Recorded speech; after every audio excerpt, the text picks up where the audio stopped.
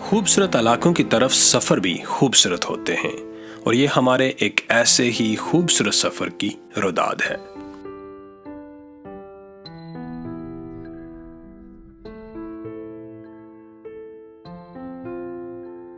ہمارا یہ سفر بالاکوٹ سے شروع ہو کر وادی کاغان کی خوبصورتیوں کو سمیٹتا ہوا، چلاس کے پرکشش اور دل فریب نظاروں سے گزرتا ہوا گلگت کے بارونق بازار میں جا کر اختتام پذیر ہوتا ہے۔ گلگت بالتستان کی طرف جاتا ہوا راستہ نہایت ہی دل فریب مناظر سے بھرا پڑا ہے۔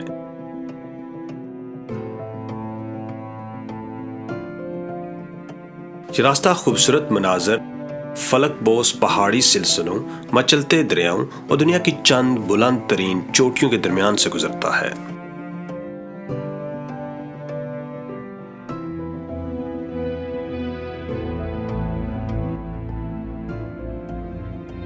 گلگت کی طرف جاتی یہ سڑک کہیں سرسبز و شاداب اور پرفضا وادیوں سے گزرتی ہے تو کہیں سنگلاخ، خشک، بنجر، تپتے علاقوں میں بل کھاتی ہوئی اپنی منزل کی طرف دوڑتی چلی جاتی ہے۔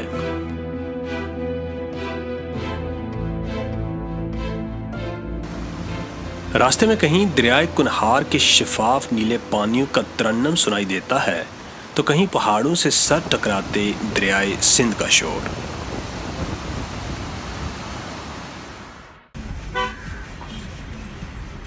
بالاکوٹ کا شہر کراس کرتے ہی کاغان کی خوبصورت وادی نے ہمیں اپنی آغوش میں لے لیا۔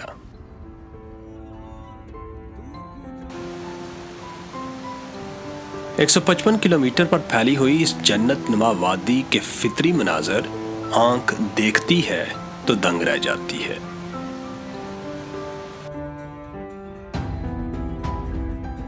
ناران کی طرف جانے والا یہ راستہ گزرنے والوں کو اپنی قدرتی خوبصورتی کے حصار میں جکڑے رکھتا ہے۔ ارد گرد کے حسین جنگلات اور پہاڑ انتہائی دلکش نظارے پیش کرتے ہیں۔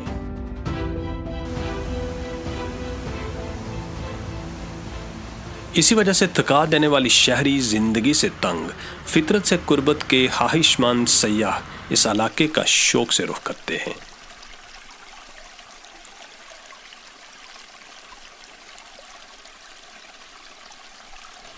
جون جولائی میں جب پاکستان کے دیگر علاقے شدید گرمی کی لپیٹ میں ہوتے ہیں تو خیبر پختونخوا کی اس وادی میں موسم انتہائی خوشگوار ہوتا ہے۔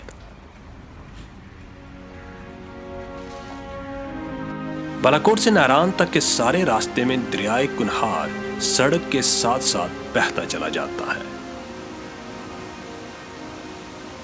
یہ خوبصورت دریا لولوسر جھیل سے اپنے سفر کا آغاز کرتا ہے اور میلوں تک تشنا لبوں کی پیاس بجھاتا چلا جاتا ہے۔ سطح سمندر سے 2145 فٹ کی بلندی پر یہ وادی اپنے دامن میں زندگی کے حسین رنگ اور فطرت کے خوبصورت رنگ لیے ہوئے ہے۔ یہاں قدم قدم پر بکھرے ہوئے مظاہر فطرت دست قدرت کی عظیم مصوری پر دلالت کرتے ہوئے نظر آتے ہیں۔ قدرت کے خاموش نظاروں سے نکل کر ہم ناران کے ایک بارونق بازار میں پہنچے۔ پہاڑوں میں گرا ہوا یہ بازار سطح سمندر سے کوئی 2500 میٹر کی بلندی پر سجایا گیا ہے۔ دلکش نظاروں کے ساتھ ساتھ یہ شہر جدید سہولیات سے بھی آراستہ ہے۔ سیاحوں کے قیام و طعام کے لیے اس بازار میں مختلف معیار کے 100 سے زائد ہوٹلز موجود ہیں۔ ناران سیاحوں کی ایک مشہور طلسماتی حسن سے آراستہ منزل ہے۔ یہ نہ صرف مقامی بلکہ بین الاقوامی سطح پر بھی سیاحوں کا ایک خاص مرکز ہے۔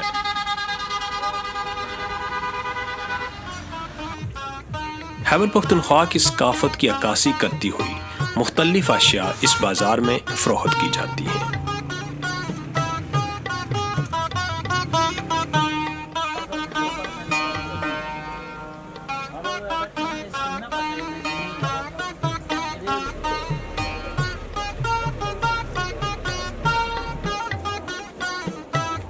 اس بازار کی رونقیں موسم گرما کی محتاج ہیں، جبکہ موسم سرما میں سخت سردی اور برف باری ہر شے کی طرح اس بازار کو بھی منجمد کر دیتی ہے۔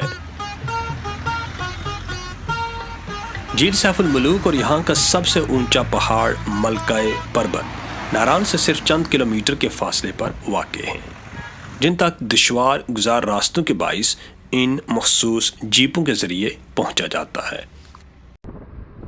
ناران سے آگے ہماری گاڑی بلندیوں کا سفر طے کرتی جا رہی تھی، اور ہم جو آگے بڑھتے جا رہے تھے سردی کی شدت میں اضافہ ہوتا جا رہا تھا۔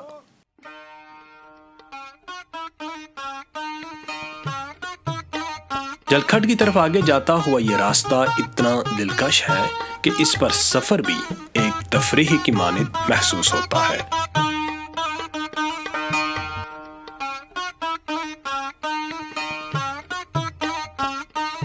یہاں کے لوگ سادہ زندگی گزارنے کے عادی ہیں، اور یہی سادگی حسن بن کر ان کے چہروں سے چھلکتی ہے۔ پہاڑوں کی کوکھ میں پلنے والے یہ سادہ لوگ دل کے خوبصورت، ملن نثار، محنتی، جفاکش اور مہمان نواز ہیں۔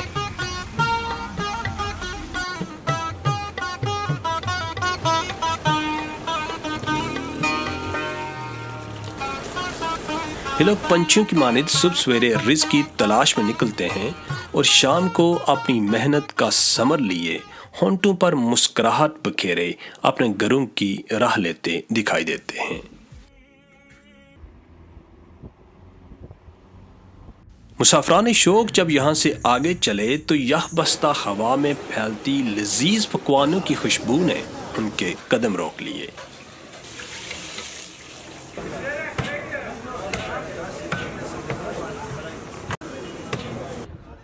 خیبر پختونخوا کے اس روایتی ریسٹورنٹ میں لگی چارپائیوں کے دلکش اور تاباں رنگوں نے پرانے وقتوں کی یاد تازہ کر دی، وہاں کو آگے بڑھایا۔ قدرت کی شان عظیم کا ایک اور شاہپارہ اب ہماری آنکھوں کے سامنے تھا، جھیل لولوسر۔ پہاڑوں کے بیچوں بیچ آسمان کے سائے تلے یہ سبز و نیلا پانی دیکھنے والی آنکھ کے لیے فطرت کا عطا کردہ حسین ترین منظر ہے۔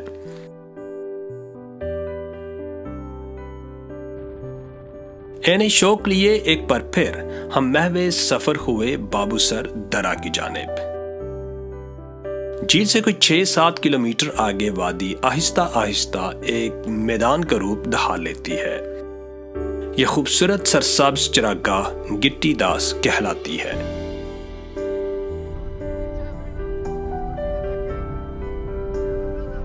اس میدان سے گزر کر بابو سر کی چڑھائی شروع ہوتی ہے۔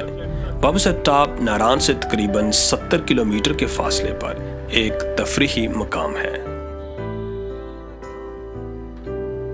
بابو سر ٹاپ بابو سر ویلی کا سب سے بلند مقام ہے، اور اونچائی پر ہونے کے باعث یہ علاقہ شدید ٹھنڈا ہے۔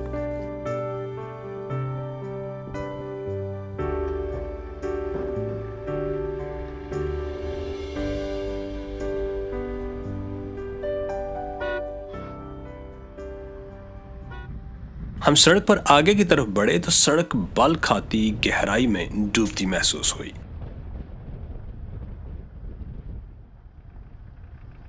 ہم اپنی اگلی منزل کی طرف روان تھے کہ ہمیں کچھ حسین ننھے فرشتے نظر آئے۔ آپ کہاں سے آئے ہو؟ ہم آزاد کشمیر سے آئے ہیں۔ آزاد کشمیر کا نام سنا ہے کبھی؟ ہاں، کس طرف ہے؟ ہماری کتاب میں ہے۔ کون سی کتاب میں؟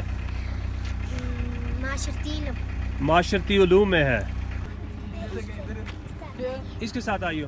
ان ننھے بچوں سے کچھ دیر گفتگو کرنے کے بعد ہم چلاس کی طرف روانہ ہو گئے۔ چلاس بابو سر ٹاپ سے 40 کلومیٹر کے فاصلے پر ہزاروں فٹ نشیب میں اترتا وہ راستہ ہے جو مسافر کو شاہراہ قراقرم سے جوڑتا ہے۔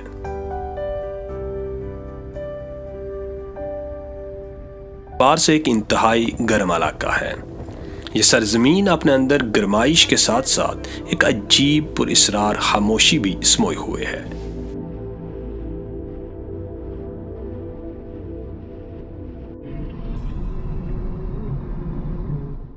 قدرت نے اپنے تخلیق کردہ موسموں کی بھی کیا شان ہمارے سامنے آشکار کی۔ ایک طرف وادی کاغان کی یخ بستہ سرزمین تو دوسری طرف چلاس کے انتہائی گرم اور تیکھے علاقے۔ درختوں سے لدے ہوئے سرسبز پہاڑوں کی جگہ اب ریتلے خشک بنجر پہاڑوں نے لے لی تھی اور مسافران شوق کا یہ مختصر قافلہ شاہراہ قراقرم کی ریشمی راہ گزر پر دوڑتا چلا جا رہا تھا۔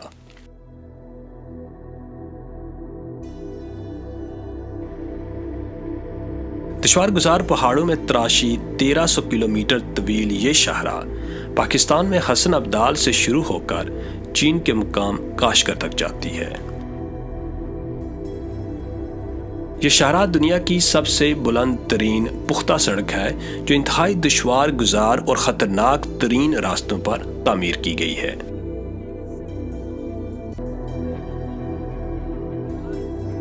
کٹھن دشوار بنجر صحرائی پہاڑوں کے دامن میں میلوں تک پھیلی ہوئی یہ شاہراہ اپنے اندر کئی خاموش داستانیں لیے ہوئے ہے۔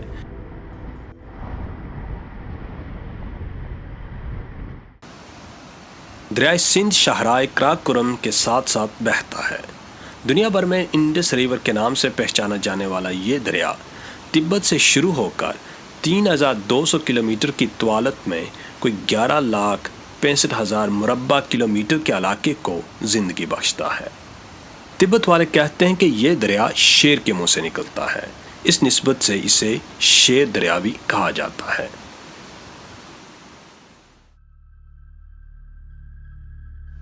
دریا کا شور اور ٹھاٹھے مارتا پانی اپنے اندر اتنا رعب رکھتا ہے کہ اوپر خطرناک سڑک پر سفر کرنے والے بہتے دریا پر نظر دوڑائیں تو دل کو دہلا دینے کے لیے کافی ہے۔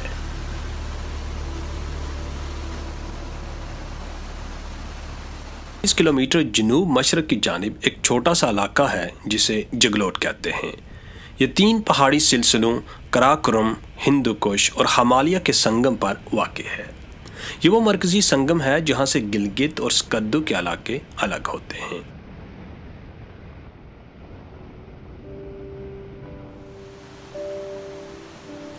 دلکش اور قدرتی مناظر سے بھرے ہوئے اس 2 دن کے نشیب و فراز کے سفر کے بعد ہم بالآخر گلگت شہر میں پہنچ گئے اور یوں اس طویل مگر حسین سفر کو اپنی ایک منزل مل گئی۔